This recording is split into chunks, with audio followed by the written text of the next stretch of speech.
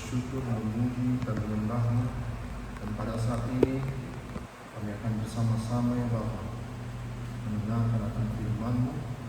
Biarlah ya Tuhan pesan yang ingin Kau sampaikan kepada kami ya Tuhan, anak-anak-Mu di tempat ini, boleh kami terima dan boleh kami jadikan itu ya Bapa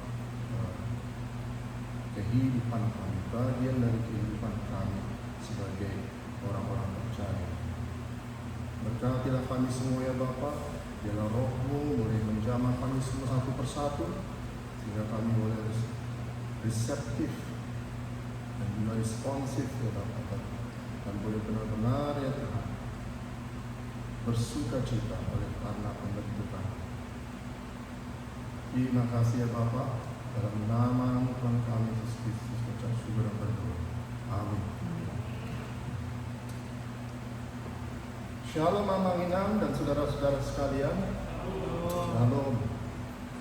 Puji syukur kita panjatkan pada Tuhan, karena rahmat-Nya kita boleh kembali berkumpul untuk memuji dan bersekutu dengan Dia. Dan kini saatnya kita bersama-sama mempelajari firman Tuhan.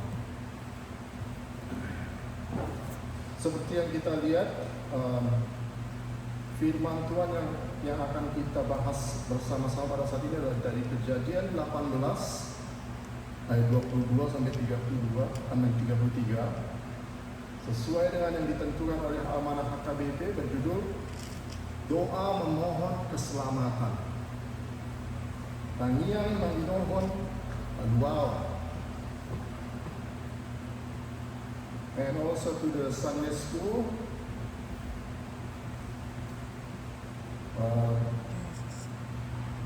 it's very relevant. Okay, yeah. Also with the Sunday school, we love that you are here.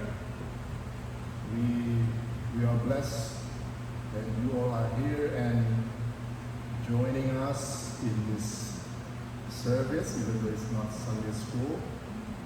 Yeah, and we would like you guys to also join us in learning the story that we're about to read, and join the adults with the parents and everyone to learn from it and to live by it. Mari kita membuka Kejadian 18 ayat 22 sampai 33. Genesis 18:22-33. Kejadian 18 ayat 22 sampai 33. Genesis 18:22-33.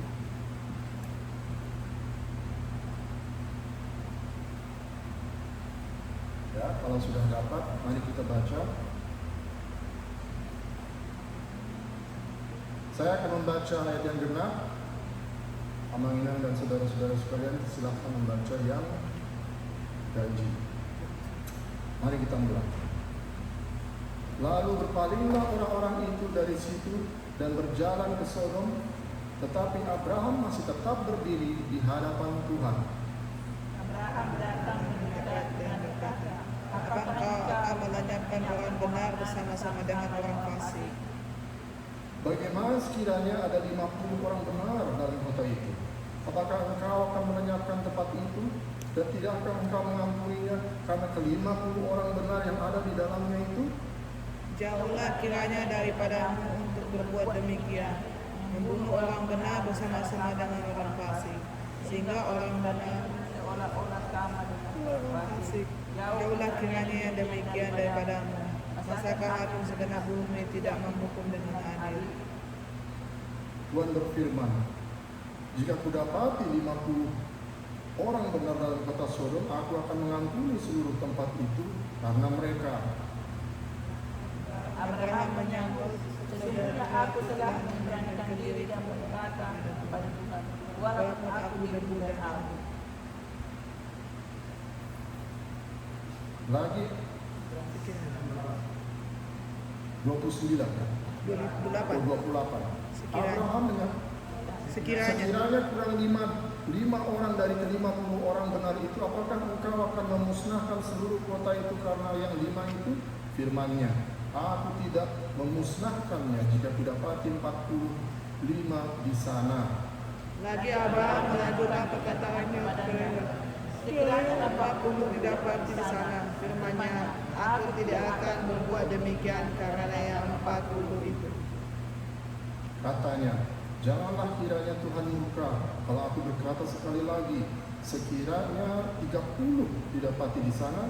Firman-Nya, aku tidak akan berbuat demikian jika kudapati 30 di sana. Pertanyaan, sesungguhnya aku telah memberanikan diri berkata kepada Tuhan, sekiranya 20 dia dapat di sana. Firman-Nya, aku tidak akan memusnahkan karena yang 20 itu. Katanya, janganlah kiranya Tuhan murka kalau aku berkata lagi sekali ini saja, sekiranya 10 didapati di sana. Firman-Nya, aku tidak akan memusnahkannya karena yang 10 itu. Lalu Bila Tuhan setelah ia berfirman kepada Abraham, dan kembalilah Abraham ke tempat tinggalnya. Amin. Dan sebelumnya, let me give some message for the Sunday school. As you guys have read and probably have read this so many times, this is a story about Abraham. When God told him his plan that he was about to destroy Sodom and Gomorrah, Abraham was concerned.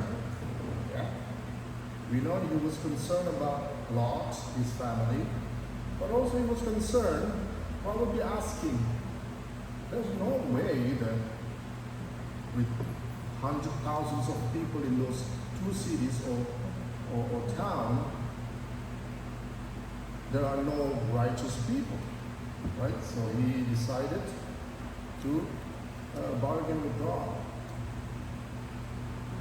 So upon learning that the Lord was about to destroy the wicked cities of Sodom and Gomorrah, Abraham bargains with God to spare the city if he can find just 10 righteous people. But as you guys know and have read, but only one man, Lot, was found righteous, and the city was destroyed in the end.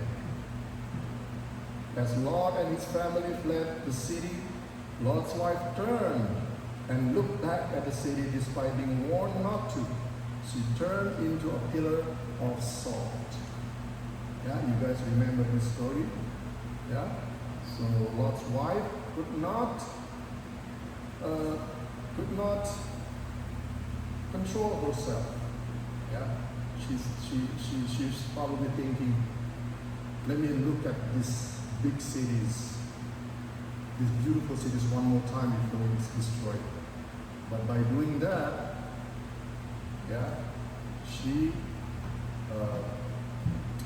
was rebelling against God's command, and she turned into a pillar of salt. So God destroyed the wicked cities because He hates sin so much. When people do or say or think bad things, it makes the Lord sad and angry. He wants people to be sorry when they do bad things. He wants to forgive people when they sin. The people of Sodom and Gomorrah sinned so much that they stopped listening to God, good people like Lot. They did not trust in God. They only wanted to do things their own way. We understand that, but what do we learn from this story? We want to learn from Abraham's attitude, from Abraham's action here. What can we learn from Abraham here? As the theme for this week is about praying for the salvation of other people. For the salvation of those who sins, those who, not only Christians, but also those who who do not know Christ, as Abraham did here. So, what can we learn from Abraham here? When we come to God in prayer, we are to be bold in our requests. But we must never forget to whom we are talking. Like Abraham, we are but dust and ashes, and we need to always remember that as we approach the throne of grace, it's true to say that Abraham was intimate with God, but he never became over familiar. We cannot manipulate God in our prayers like a genie in the lamp. Our prayers should reflect the spirit of Adam. Okay? Even though Abraham bargains with God, but he still had most respect toward God. So then, in this passage, this is the message for you guys. So then in this passage, Abraham reveals three things about prayer. The nature of prayer is intensely personal and intimate. And we have to remember, our God is also our Father. So he wants us to be close to him. Now when we talk to him, it is encouraged that it becomes intensely personal and intimate. Okay, that's the first one. The attitude of prayer also, before it was intensely personal and intimate. The other one was, the attitude of prayer is a balance between boldness and humility. So Abraham was bold, but he also was very humble. As you guys can see in the passage, every time he bargains, he felt very, like afraid or stuff like that. So he said to God, please forgive me. I want to ask you one more thing. Please forgive me. If this happened, what happened? So there's a boldness, but also there's a humility in him. That's the second one. And then what's next? The object of prayer is to seek out the very heart of God. That's the third one. So when we pray, it's not forcing our will, but to know what God wills is for us or for the topic that we pray. Abraham did that. Because after all the bargainings, the negotiation with God, he finally realized, this is it. There's no more other way, and God's plan will be delivered soon. I guess I was wrong and God was right. And we can see God's heart. So, if the last one was to seek out the very heart of God, who he is in himself. If we hold these three ideas in mind, our approach to prayer becomes transformed. That's the nature of our prayer. Again, let me repeat it one more time.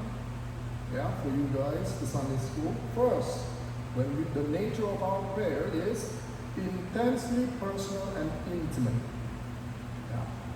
Second, there's a balance between boldness and humility. And then the third one, most important part, is to seek out the very heart of God. So we know what, as children, as the son and daughters of somebody, we ought to know what our God, our Father, feel, or what he wants, what's his desire for our life or the life around us. Okay? So that's the point that we want to learn, that you guys need to learn, from Abraham in this story. Amen. Alright, sekarang kembali ke cerita tadi. Jadi seperti yang Amang Inang telah baca ya. Jadi ada 3 pengunjung yang datang kepada Abraham. Awalnya datang dengan kabar baik dulu, dia berikan kabar baik. Kuat. Kurang kedengeran? Iya. Ambil lagi. Iya. Oke. Apa keliling-keliling sih? Oke. Jadi ada 3 pengunjung yang datang kepada Abraham. Tadi awalnya memberikan kabar baik, ya seperti yang kita sebelumnya di konteks ini, passage sebelumnya mereka datang untuk memberitakan apa? Memberitahu bahwa Sarah akan memiliki anak, ya. Tapi setelah itu, ya, kabar buruk, kabar mengenaskan. Jadi salah satu dari 3 pengunjung adalah Tuhan itu sendiri, dan ketika orang-orang itu berpaling untuk pergi ke Sodom, Tuhan tinggal berbicara dengan Abraham. Dia memberitahu Abraham bahwa orang-orang di Sodom begitu jahat, sangat jahat sehingga dia datang untuk melihat apakah yang mereka lakukan itu benar-benar mereka lakukan. Ya, Tuhan sangat membenci dosa. Dosa di Sodom membuat Tuhan sangat sedih dan kecewa. Jadi pada nature-nya Tuhan tidak mau menghancurkan Sodom dan Gomora. Tapi dosa Sodom dan Gomora ini sudah terlalu parah. Ya. Abraham tidak ingin Tuhan menghancurkan kota tempat keponakannya Lot tinggal. Dia merasa pasti ada beberapa orang baik di kota besar. Ya, masalah semuanya bobrok, ya nggak mungkin pikir Abraham seperti itu. Ya makanya dia bernegosiasi. Jika ada 50 orang baik di Sodom, gimana Tuhan? Nah, Tuhan bilang, oke, saya tidak akan hancurkan. Kalau ada 45 bagaimana? Oke, aku tidak hancurkan. Ya. Terus sampai 10. Ya. Memang di sini tidak dibilang bahwa Tuhan bilang kalau nggak ada tuh 10, tapi dari conversation-nya, dari diskusi yang di Abraham dengan Tuhan, Abraham kelihatan, oh nggak ada 10 pun katanya gitu kan. Ya udahlah, ya kan. Akhirnya Abraham meninggalkan Tuhan dan akhirnya Sodom dan Gomora dihancurkan. Ya. Tapi kita mau terus meneruskan ceritanya. Jadi setelah Tuhan berhenti, tetapi kedua malaikat itu melanjutkan perjalanan ke kota. Ya, kita agak terus ke ceritanya sampai ke Lot. Ketika kedua malaikat itu datang ke Sodom, mereka melihat Lot, keponakan Abraham, duduk di dekat pintu gerbang. Ketika dia melihat kedua pria itu mendekat, dia melompat dan meminta mereka untuk datang ke rumahnya. Dan seperti yang kita tahu dari cerita ini, ya, Lot bisa melihat bahwa kedua orang ini spesial. Ya, kedua orang ini spesial. Dan Lot mengundang mereka untuk masuk ke rumahnya. Tapi yang seperti yang Amang dan Inang tahu dari cerita ini, ya, ketika dua orang itu lagi sempat mereka berada di tengah-tengah park, ya, sebelum Lot mengundang mereka untuk masuk ke rumahnya. Jadi saya yakin diikutin dan sampai di rumah di Lot, ya, seperti yang Amang Inang tahu, mereka meminta supaya kedua orang itu dibawa ke mereka, ya, untuk maaf kata untuk diperkosa. Ya, jadi bahkan Lot memberikan kedua putrinya itu mereka nggak mau. Mereka maunya kedua orang tersebut, gitu. Yang mereka tahu kelihatan laki-laki, ya. Jadi sebegitu parahnya gitu. Ya, sebegitu parahnya. Kalau dosa seksual sudah semakin parah, sudah semakin tidak normal. Seperti itulah. Ya. Ada kesaksian, ini agak mengerikan juga ya, ada kesaksian dari banker, orang kaya, dia itu banker. Ya, jadi dia pernah diundang oleh orang-orang bilioner lainnya. Dia diundang, katanya, ayo jadi ikut kami melakukan pesta, ada pesta spesial untuk bilioner aja, katanya. Jadi sampai di sana ya seperti biasa, setelah pesta biasanya udah berakhir, ya pesta yang benerannya terjadi. Ya, jadi ada pesta prostitusi, ya, dibawa ke ruangan khusus, dia bilang, dan nggak ada perempuan di situ, prostitutnya nggak ada, laki-laki semua katanya. Jadi semakin parah dosa laki-laki atau manusia itu semakin nggak benar cara hidupnya dan cara berpikirnya. Jadi si banker ini langsung pergi dari pesta itu dan bersaksi mengenai cerita ini. Ya, jadi konsisten dengan cerita di Sodom dan Gomora juga ya. Ya. Nah, baik. Nah, jadi pelajaran apa kita dari perikop ini, dari cerita ini? Ya. Pertama, kalau kita lihat dari cara Abraham berbicara dengan Tuhan, ya, kita lihat bahwa Tuhan memberikan kebebasan bagi kita untuk meminta apa saja yang kita butuhkan. Ya. Ingat, tolong diingat ini bagi kita bukan berhadapan dengan Tuhan yang strict atau robot, ya. Tapi Tuhan memberi kebebasan bagi kita untuk meminta apa saja yang kita butuhkan. Ya. Saudara sekalian, ketika Tuhan mendatangi Abraham, terjadilah percakapan yang indah, yang berkesan, dan juga diskusi yang amat dalam tentang berbagai hal. Nah, di saat percakapan seperti ini berlangsung antara Allah dengan Abraham, maka kepada Abraham diberi kesempatan dan kebebasan menunjukkan apa saja yang terungkap dalam hatinya kepada Tuhan, termasuk mengajukan negosiasi keselamatan Sodom dan Gomora. Oleh karena itu Abraham mengajukan pertanyaan memohon keselamatan bagi orang-orang benar yang ada di Sodom dan Gomora itu. Jadi Abraham berpikir, mungkin masih ada orang-orang benar di sana, jadi dia mohon kepada Tuhan untuk diselamatkan.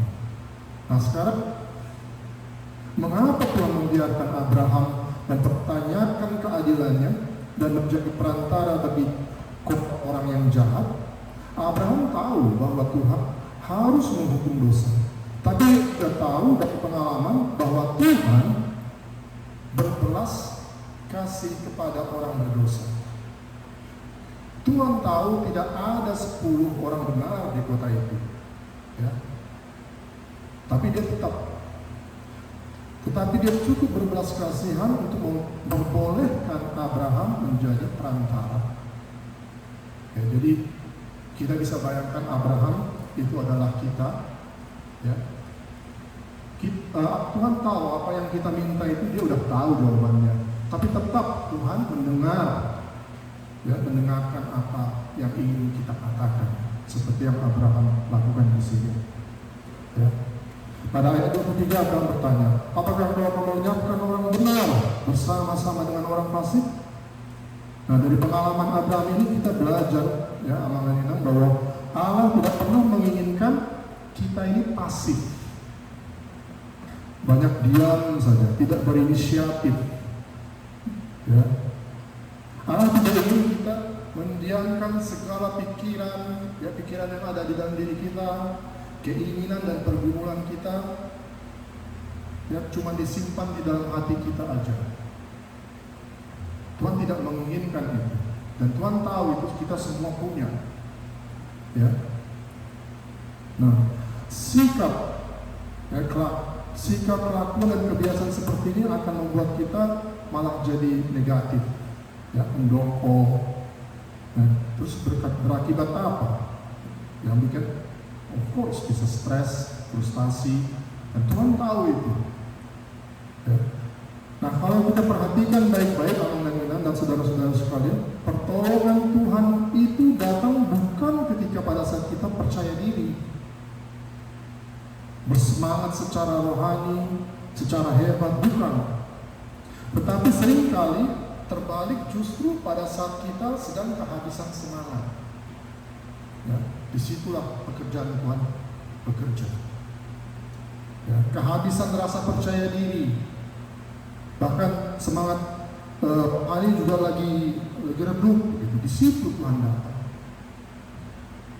Ya, ketika sedang mulai, sedang tertekan oleh berbagai kemelut, di saat itulah Tuhan masuk ke dalam hidup kita, ke dalam persoalan kita.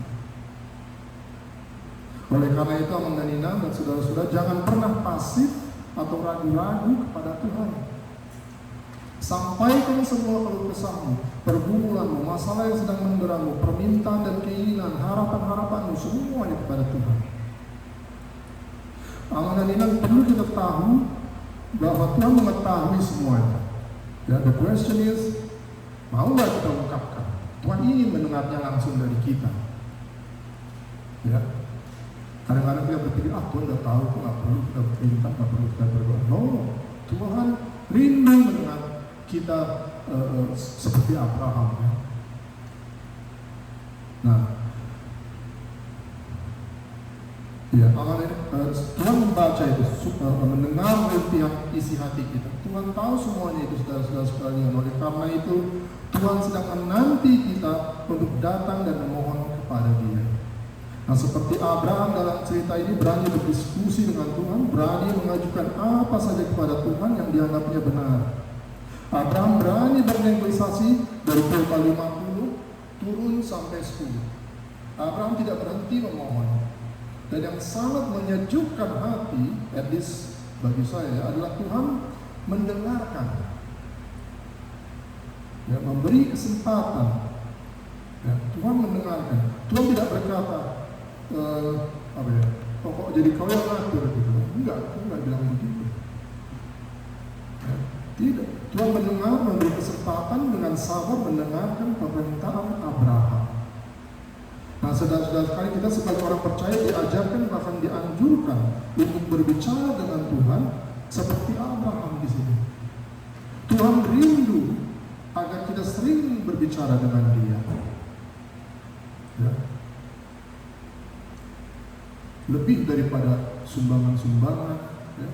Lebih dari pekerjaan kita melakukan banyak hal di gereja, itu semua bagus. Tapi yang paling Tuhan rindukan adalah face to face, hati ke hati antara anak dan bapaknya. Tuhan rindu sekali sering berbicara dengan kita, anak-anaknya. Itu yang paling Tuhan suka. Yang lainnya memang bagus semua, tapi yang paling penting di sini adalah relasi yang dekat. Dan Tuhan merindukan itu. Ya. Nah, itulah.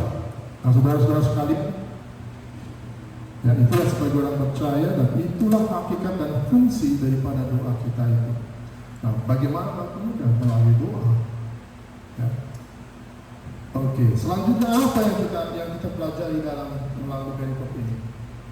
Kita perlu mempunyai hubungan yang intim dengan Tuhan, of course. Kalau Tuhan rindu untuk kita selalu dekat, selalu berkomunikasi, pastinya harus ada hubungan yang intim, harus ada hubungan yang dekat, dan itu persyaratan yang paling penting. Bagaimana kita mau hati ke hati dengan Tuhan kalau kita tidak punya hubungan yang intim dengan Tuhan? Ya. Nah, saudara-saudara sekalian, Abraham berdoa kepada Tuhan untuk Sodom dan Gomora. Nah, kedua kota ini akan dihancurkan Tuhan, sebab Tuhan sudah mendengar keadaan masyarakat di kedua kota itu penuh dengan dosa dan kejahatan. Saya rasa kita semua sudah tahu apa dosa-dosa di Sodom dan Gomora. Ya. Bahkan di Yeskiel 16 ayat 49 sampai 50 itu dijabarkan ya dosa-dosa di Sodom dan Gomora. Dikatakan di situ, lihat, inilah kesalahan Sodom, kakakmu yang termuda itu. Kecongkakan, makanan yang berlimpah-limpah, dan kesenangan hidup ada padanya dan pada anak-anaknya perempuan, tapi ia tidak menolong orang-orang sengsara dan miskin. Mereka menjadi tinggi hati dan melakukan kekejian di hadapanku, maka aku menjauhkan mereka sesudah aku melihat itu. Jadi dosa di Sodom dan Gomora bukan hanya dosa homoseksual aja, tapi ini juga banyak. Jadi bercampur semua. Ya, udah kayak buat ininya ya, kotor kayaknya di Sodom dan Gomora. Ya. Jadi selain dosa homoseksualitas, dosa-dosa Sodom meliputi kesombongan, sikap apatis, rasa puas diri, kemalasan, dan ketidakpedulian terhadap kaum yang kurang mampu. Nah, saudara, kedua kota yang terkenal berperilaku jahat di hadapan Tuhan seperti inilah yang dibawakan oleh Abraham dalam doa-doanya supaya tidak jadi dihukum, bayangkan. Ya. Dan Tuhan mendengar doa Abraham dan memberi kesempatan untuk ditinjau kembali. Lihat itu. Ya. Asal syaratnya memenuhi kuota adanya orang percaya minimal 10 orang. Nah, ini yang menjadi pertanyaan bagi kita saudara-saudara sekalian, apa yang menyebabkan begitu gigihnya Abraham memperjuangkan agar kota Sodom dan Gomora yang penuh kejahatan itu tidak dihukum Tuhan? Apa? Maka jawabannya adalah di samping karena keponakannya, keluarga Lot tinggal di situ, tapi yang paling penting adalah kedekatan hubungan relasi yang begitu intim antara Abraham dengan Tuhan. Nah, mengenai kedekatan hubungan antara Abraham dengan Tuhan inilah yang membuat Tuhan memberi kesempatan tawar-menawar dengan Abraham soal keselamatan orang-orang percaya di dua kota tersebut. Nah, saudara, ini menjadi pengajaran penting, sangat penting bagi kita. Bukan hanya Abraham, ya, doa-doa kita pun, ya, kita juga pasti didengar oleh Tuhan. Ketika kita mau membawakan saudara-saudara kita, teman-teman, ataupun lingkungan kita yang selama ini penuh dengan kejahatan dan akan dihukum oleh Tuhan, karena ini menunjukkan bahwa kita sehati dengan Tuhan. Sehingga kalau kita minta, bisa aja di-cancel, ditunda, dibatalkan oleh Tuhan. Seperti yang terjadi di cerita ini. Ya, memang ada syaratnya, harus bertobat. Ya. Jika ada pertobatan dan perubahan sikap dari mereka, ya Tuhan akan jawab dengan yes, saya akan ampuni mereka. Ya.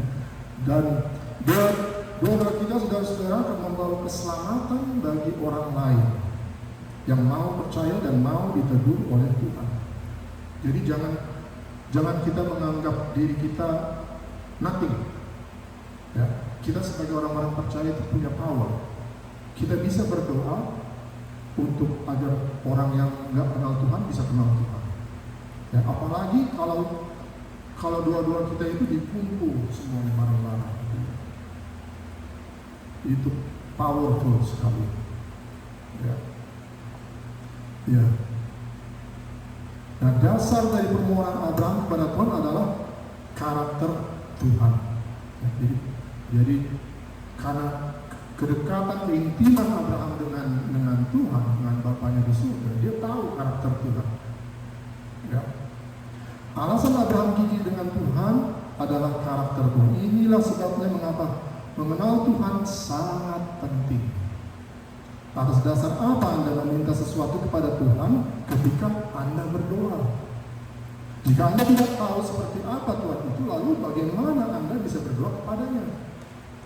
Kalau kita tidak tahu siapa yang kita berbicara, bagaimana kita bisa dekat? Bagaimana kita bisa berbicara dalam kalau kita tidak tahu lawan bicara kita? Sama dengan ini, kita tahu karakter Tuhan.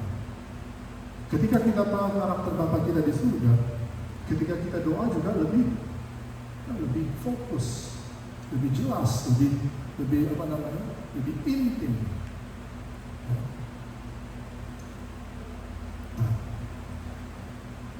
Nah, oleh karena itu saudara-saudara, mari kita bina hubungan yang baik dengan Tuhan, yang intim dengan Tuhan lewat berbagai-bagai cara. Ya. Bisa lewat ibadah-ibadah yang baik, doa-doa yang tidak pernah surut, puji-pujian bagi Tuhan, lewat nyanyian syukur kita, lewat permainan musik, suara-suara yang indah yang nyanyi, dan semuanya lewat penelangan Alkitab bersama, juga pelayanan keluar. Nah, semua ini akan diberkati Tuhan, menjadi berkat bagi kita. Bukan hanya bagi kita, tapi juga keluarga kita. Dan orang lain juga diberkati oleh Tuhan karena kita. Ya. Seperti yang kita sering baca di Alkitab, di Perjanjian Baru, ya. Ketika satu orang bertobat, orang sekelilingnya ketularan juga yang bertobat. Jadi segitu powerfulnya. Ya, orang percaya di tengah-tengah orang yang tidak percaya. Jadi jangan menganggap remeh kualitas kita semua di sini. Ya, ketika orang percaya itu melihat cara hidup kita, ya, kalau itu bisa berpengaruh besar terhadap hidupnya. Ya. Nah, kemudian yang ketiga, apa yang bisa dipelajari dari perikop ini? Nah, ini yang sering kita lakukan. Doa syafaat sangat besar khasiatnya. Sampaikanlah ini terus menerus. Ya, doa syafaat. Doa syafaat sangat besar khasiatnya. Sampaikanlah ini semua. Saudara melihat usaha Abraham yang begitu giginya berjuang membawa kota Sodom dan Gomora dalam doanya kepada Tuhan agar tidak terkena hukum Tuhan, mendapat respon yang positif dari Tuhan. Memang nggak dikabulkan, tapi tetap responnya positif dari Tuhan. Ya. Nah, belajar dari pengalaman Abraham ini, maka ternyata betapa sangat pentingnya peranan doa untuk membawa orang-orang lain kepada Tuhan. Doa memohon keselamatan. Ya. Nah, ini istilah yang sering kita sebutkan doa syafaat ini mencakup setiap doa-doa yang kita sebutkan, yang kita sampaikan di luar kepentingan diri kita atau ego kita sendiri. Jadi condong ke situ doa syafaat itu. Ya. Misalnya mendoakan orang terdekat, seperti misalnya kalau suami istri, suami mendoakan istri, doa istri kepada suami, orang tua kepada anak-anaknya, dan anak-anak berdoa bagi orang tuanya. Dan yang lebih luas lagi bagi kita, mendoakan keselamatan lingkungan komunitas kita, mendoakan gereja, mendoakan para hamba-hamba Tuhan, mendoakan bangsa, of course. Ya, aku rasa ya mungkin banyak yang nggak agree dengan saya. Ya, Donald Trump bisa menang juga karena doa banyak orang-orang percaya. Ya. Ya. Amin. Jadi doa itu mujarab. Gitu. Ya. Mendoakan negara serta pemimpin-pemimpin bangsa. Nah, undang-undang apa artinya doa syafaat? Kalau kita temukan dalam 1 Timotius pasal 2 ayat 1, di sana ditulis, pertama-tama aku menasihatkan, naikkanlah permohonan doa syafaat dan ucapan syukur untuk semua orang. Nah, itu suruhan Paulus kepada Timotius, kepada orang percaya. Dalam bahasa Inggris, doa syafaat ini dipakai intercession prayer. Ya, guys, Sunday school, that's the term for doa syafaat, intercession. Diterjemahkan dari bahasa Yunani, entukis, yang berarti mempertemukan personal communion, penghubung dengan tokoh-tokoh dan orang-orang penting. Jadi saudara-saudara sekalian, doa syafaat itu adalah membawa, menghubungkan, mempertemukan orang-orang lain kepada Tuhan. Mereka butuh campur tangan Tuhan, butuh uluran tangan Tuhan, butuh pertolongan Tuhan atas hidupnya sebagaimana diajukan oleh Abraham bagi penduduk kota Sodom dan Gomora ini. Ya, saudara-saudara, orang yang berdoa syafaat harus memiliki rasa kasih yang besar. Ketika mendengar orang lain itu sedang menghadapi duka, celaka, permasalahan hidup, hal-hal yang menyedihkan, atau ketika orang lain itu menghadapi kehancuran hatinya, seorang pendoa tergerak hatinya. Jadi ketika kita melakukan doa syafaat ini, ya, itu sangat indah di hadirat Tuhan karena apa? Karena itu berarti membuktikan bahwa hati kita tergerak, peduli sama orang lain, peduli terhadap kebaikan, peduli terhadap segala sesuatu yang indah di mata Tuhan. Ya, jadi itulah doa syafaat.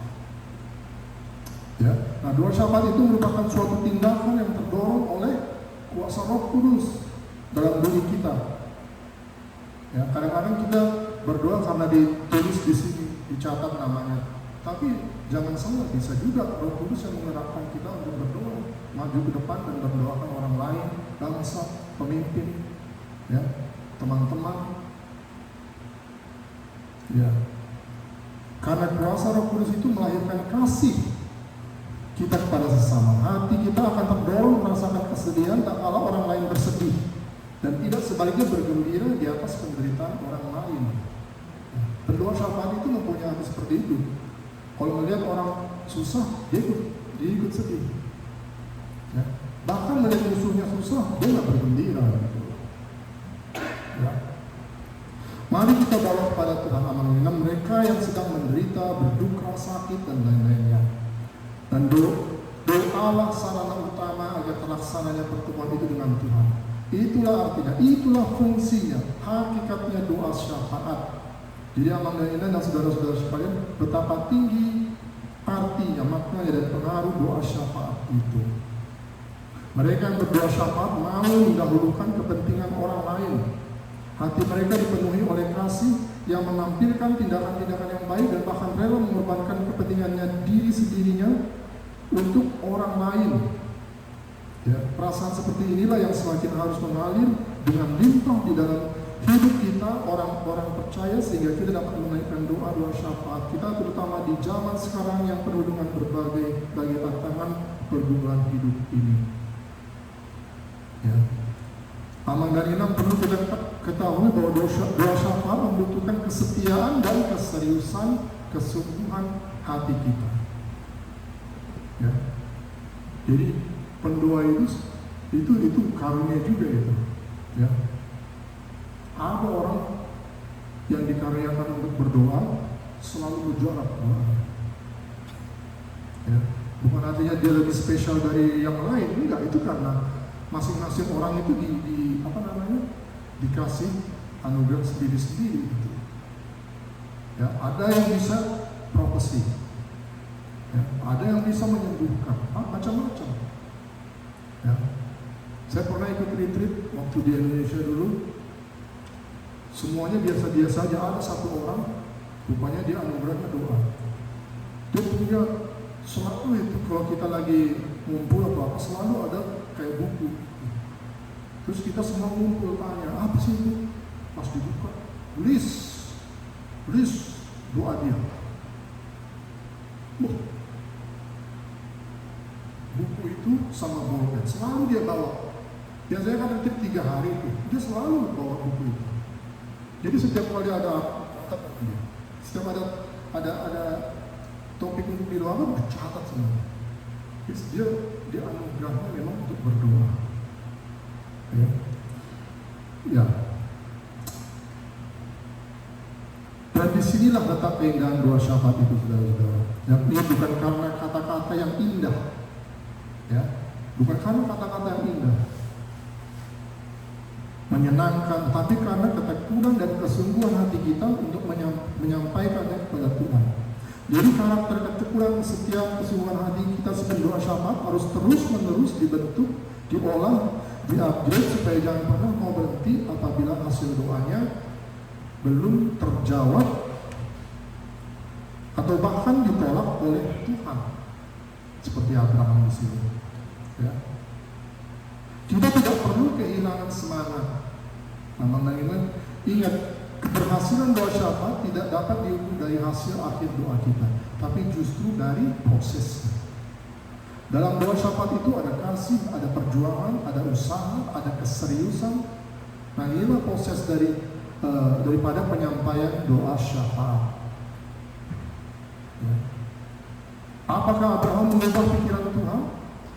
Tentu saja Jawaban yang lebih mungkin adalah bahwa Tuhan mengubah pikiran Abraham. Abraham tahu bahwa Tuhan itu adil dan dia menghukum dosa. Tapi dia mungkin bertanya-tanya tentang belas kasihan Tuhan. Abraham tampaknya sedang menyelidiki pikiran Tuhan untuk melihat seberapa besar belas kasihannya. Dia meninggalkan percakapannya dengan Tuhan dengan keyakinan bahwa Tuhan itu baik dan adil. Doa-doa kita tidak akan mengubah pikiran Tuhan, tapi doa-doa kita dapat mengubah pikiran kita sama seperti doa Abraham mengubah pikirannya. Doa membantu kita lebih memahami pikiran Tuhan. Jadi sewaktu kita semakin mengerti keinginan Tuhan, ya, eventually kita punya doa itu seturut dengan kehendak Tuhan. Ya, itu yang ingin kita capai sebagai orang-orang percaya.